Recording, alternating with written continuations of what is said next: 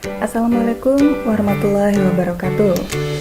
Halo anak-anakku semua, selamat bertemu kembali dengan materi pembelajaran bahasa Indonesia, yaitu tentang pemilihan kata dan tata istilah dalam penulisan karya ilmiah. Nah, kali ini kita akan coba membahas tentang bagaimana cara membuat pemilihan kata dan tata istilah dalam penulisan karya ilmiah. Ibu harapkan kalian semua pada hari ini dalam keadaan sehat dan berbahagia ya. Baik, mari kita mulai pembelajaran. Tata bahasa Indonesia yang baku itu meliputi penggunaan kata, kalimat, dan paragraf ya yang sesuai dengan kaidah baku. Nah, jadi kaidah tata bahasa Indonesia yang baku itu merupakan kaidah tata bahasa Indonesia yang sesuai dengan aturan berbahasa yang ditetapkan oleh Pusat Bahasa Indonesia. Nah, sementara itu kaidah ejaan bahasa Indonesia yang baku itu merupakan kaidah ejaan bahasa Indonesia yang disempurnakan ya, atau EYD. Jadi sesuai dengan ragam bahasanya, aturan-aturan baku ini mengikat penggunaan bahasa di dalam karya tulis ilmiah. Nah, untuk konsep kata dan istilah, jadi kata itu merupakan kata, gitu ya. Kata merupakan satuan bentuk terkecil dari kalimat.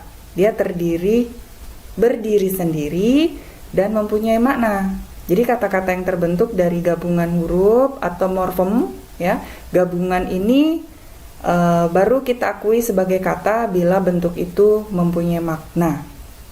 Nah, kemudian untuk istilah itu hakikatnya mempunyai ciri tertentu yang berbeda dengan kata. Itu umumnya ya.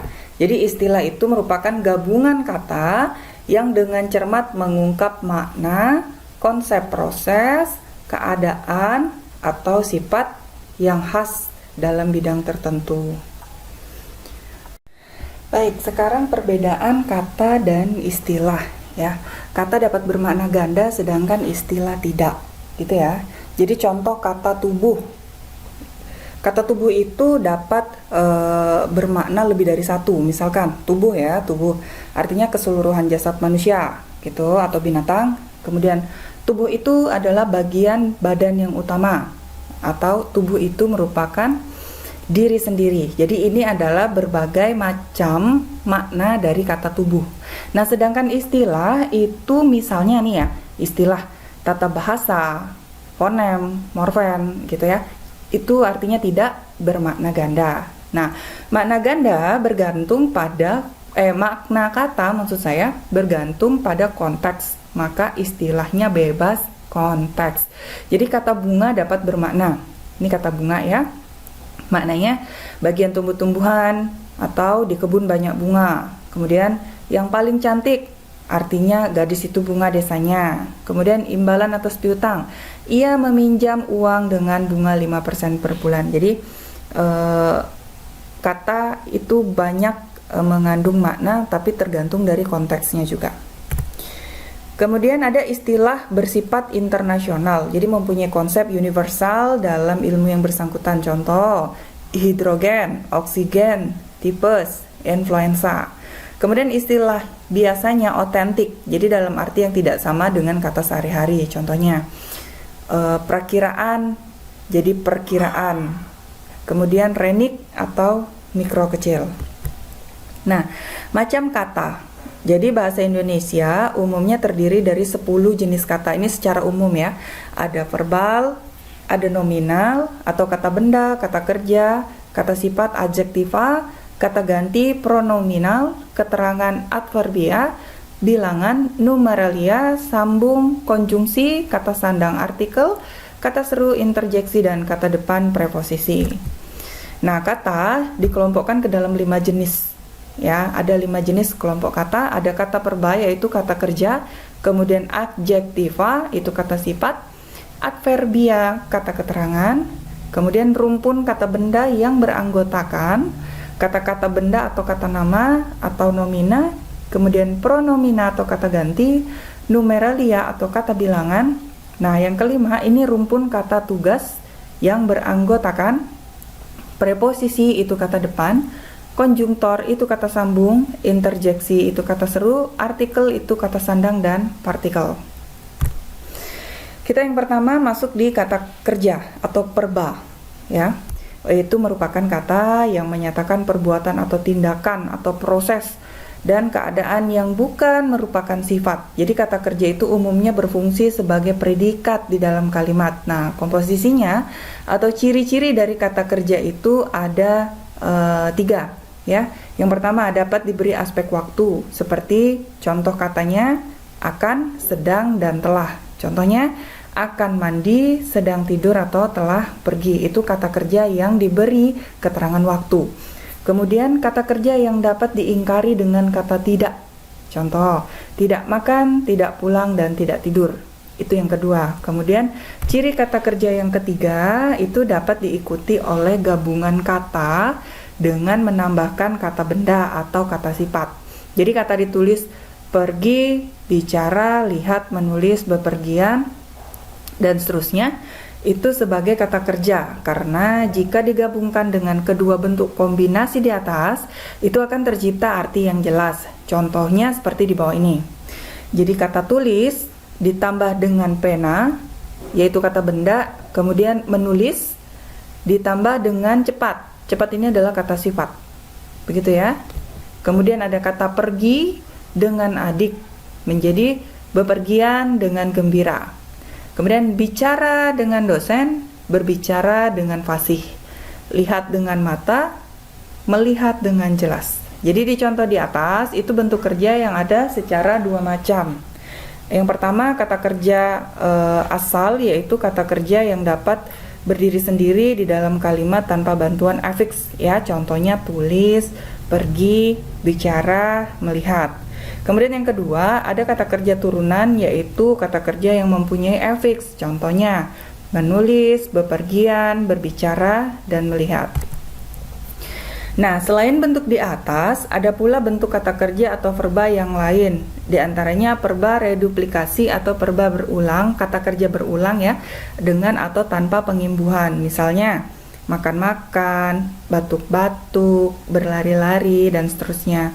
Itu verba reduplikasi, ya, kata yang sama yang diulang yang mempunyai arti, atau yang mempunyai makna. Kemudian ada kata kerja majemuk, yaitu kata kerja yang terbentuk melalui proses penggabungan kata dengan tidak membentuk idiom.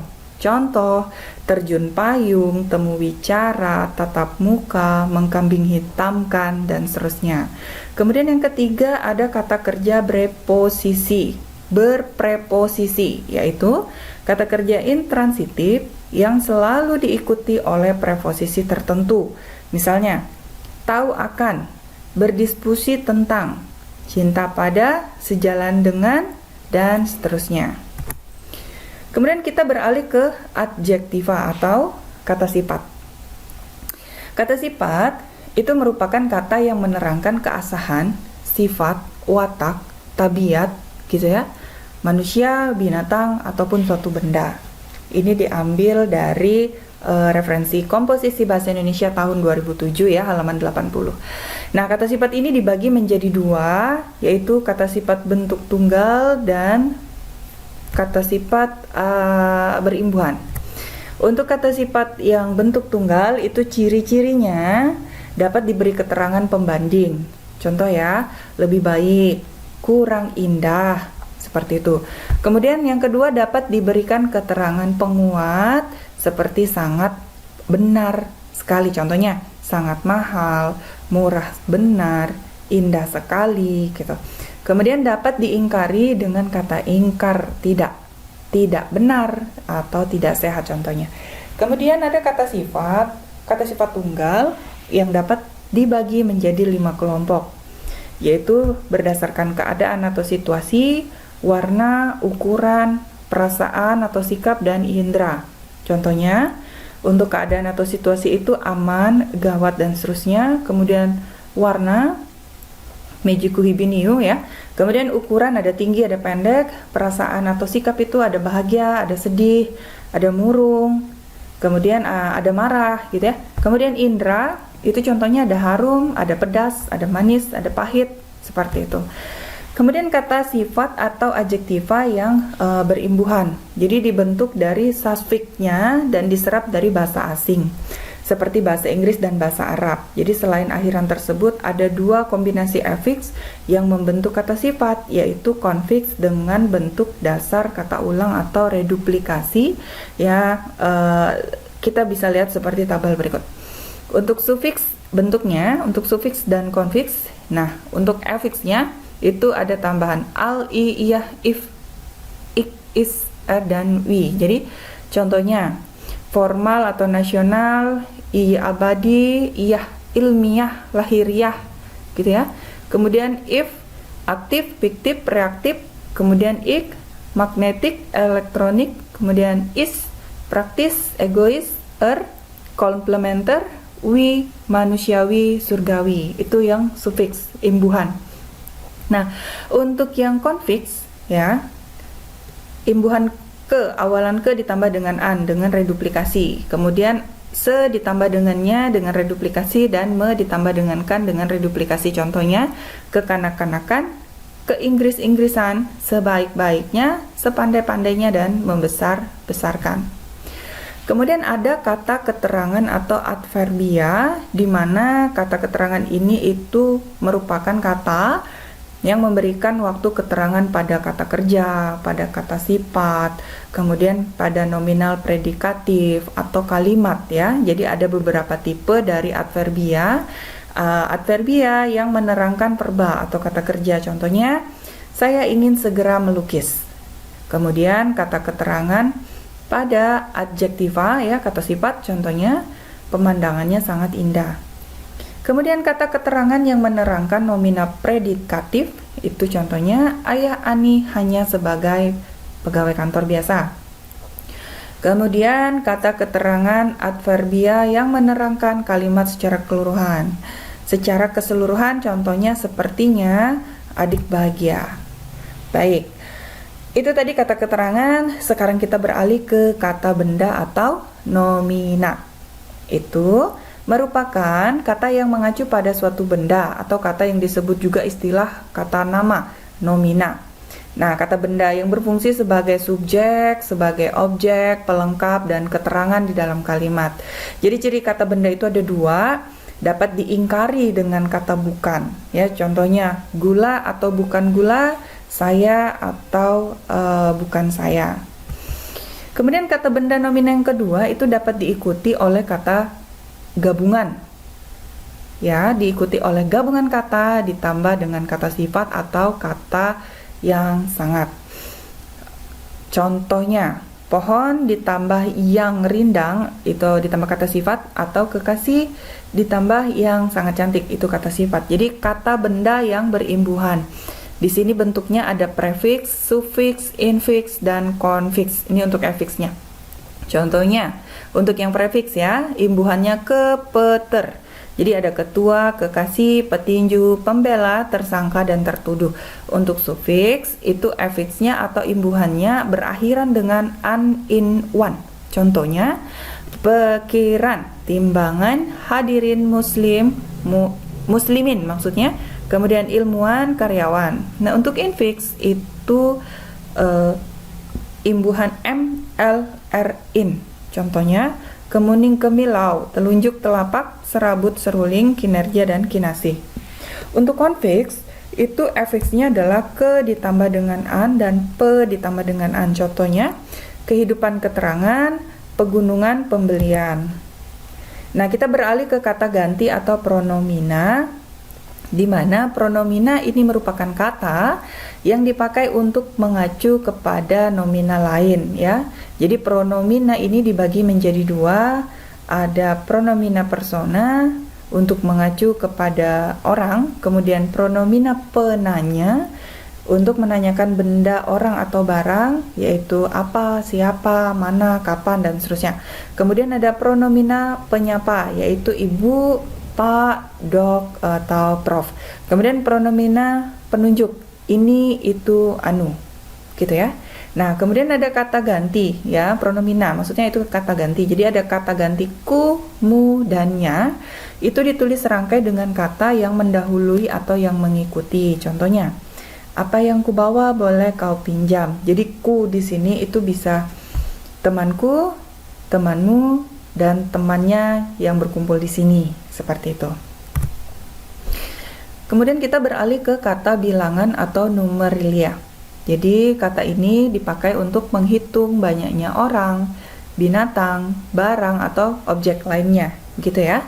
Nah, kata bilangan atau numerilia ini berfungsi untuk menghitung benda atau angka. Ya, ini adalah fungsi-fungsinya nih ya. Nah, yang pertama itu tadi dia dapat berfungsi untuk menghitung benda dan angka-angka. Contohnya, 3 para dosen atau mahasiswa. Jadi ketiga satu-satu, 3 bersaudara, berlima, 10 berjuta, dan lain seterusnya. Kemudian angka yang digunakan untuk menyatakan lambang atau nomor yang lazim digunakan. Contohnya ada angka Arab dan angka Romawi. Nah, kalau angka Arab ini dari 0, 1, 2, 3 dan seterusnya, kemudian ada angka Romawi. Di sini kita lihat ya, ini contoh dari angka Romawi ya. Kemudian angka yang digunakan untuk menyatakan ukuran panjang, berat dan isi, kemudian angka yang menyatakan untuk ukuran satuan waktu dan nilai mata uang. Contohnya 10 kg beras, 5 liter air, 3 meter kain, 1 jam 15 menit, atau pukul 12.00 di tahun 2001.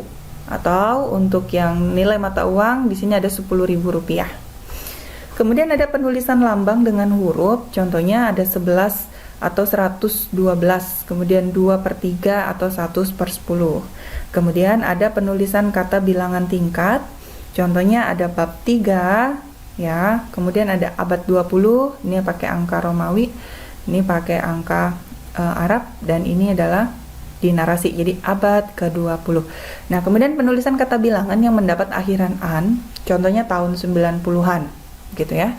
Kemudian di dalam dokumen resmi bilangan perlu ditulis dengan angka dan huruf sekaligus di dalam teks. Jadi contohnya seperti ini. Telah diterima uang sebesar Rp5.000.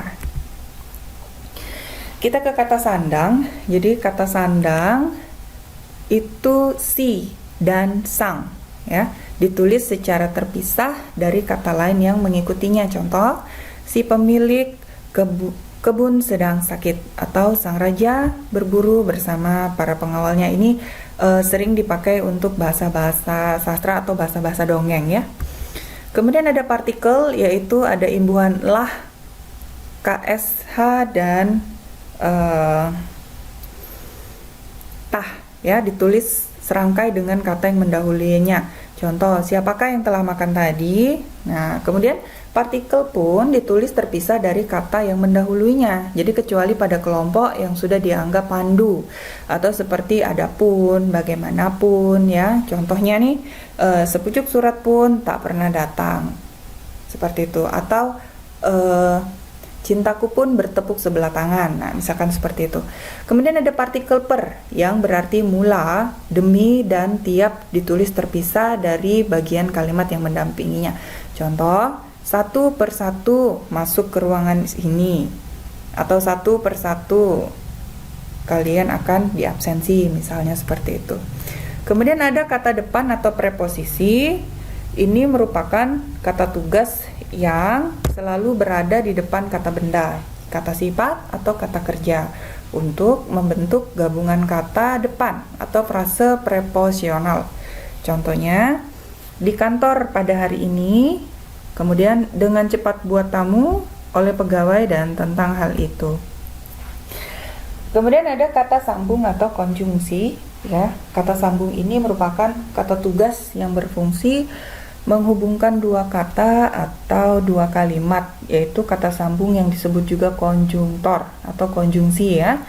Nah, konjungsi ini dibagi menjadi dua, yaitu konjungsi antar kata dan konjungsi antar kalimat. Nah, untuk antar katanya, contohnya antara hidup dan mati, atau oleh presiden dan wakil presiden, atau antara kau dan aku, misalkan. Nah, konjungsi antar kalimat itu contohnya situasi memang sudah membaik, ya, sambungannya nih, akan tetapi kita harus tetap waspada. Atau contoh lain, aku tidak sependapat dengan kamu, meskipun begitu aku tidak memaksamu. Kemudian ada kata seru atau interjeksi. Jadi kata seru atau interjeksi ini merupakan kata tugas yang digunakan untuk mengungkap seruan hati ya, seperti kata kagum, heran, sedih, dan kata jijik misalnya. Nah, kata seru ini dipakai di dalam kalimat seruan atau kalimat imperatif. Contohnya, ayo maju terus pantang mundur, seperti itu. Prinsip penggunaan kata dan istilah di dalam karya ilmiah itu merupakan sebuah karya ya yang berupa laporan tertulis. Jadi penyampaian bahasanya di dalam karya ilmiah itu banyak penggunaan kata dan istilah yang dalam peletakannya atau pemilihannya itu mudah dimengerti, sehingga para pembaca atau audiens gitu ya bisa mengerti isi dari karya ilmiah tersebut. Nah, baiklah anak-anak, itu tadi pembahasan kita tentang materi pemilihan kata dan tata istilah dalam penulisan karya ilmiah. Jika ada yang kalian ingin pertanyakan, kita bisa diskusikan di Google Classroom. Terima kasih atas perhatiannya, jaga semangat belajarnya, dan Ibu harapkan tidak mengurangi semangat belajar kalian walaupun masih dalam kondisi pandemi seperti ini, dan Ibu harapkan motivasi kalian untuk bisa ditingkatkan lagi dalam belajar. Baik, itu saja, terima kasih, semoga bermanfaat dan selamat belajar. Assalamualaikum warahmatullahi wabarakatuh.